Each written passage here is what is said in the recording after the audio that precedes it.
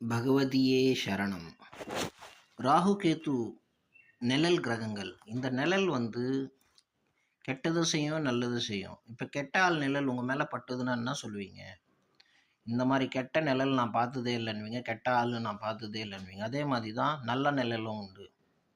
நீங்கள் வந்து கருவேலன் மரத்துக்கு கீழே படுத்தீங்கன்னா அது உங்களோட ஆக்சிஜன் நல்லா எடுத்துரும்.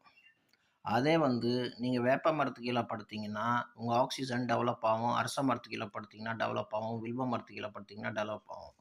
அதே முள்ளு செடிங்க மேலே படுத்தீங்கன்னா முள்ளு மரத்துக்கு கீழே படுத்தீங்கன்னா அதே உங்களோட ஆக்சிஜன் குறைஞ்சிரும்.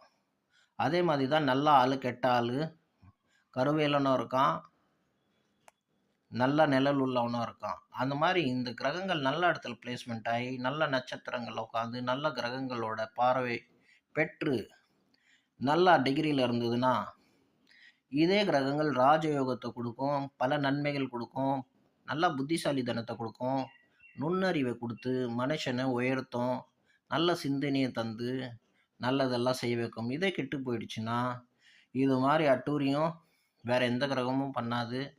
ரொம்ப மோசமான பின் விளைவுகள் அந்த ஜாதகன் பார்ப்பான்.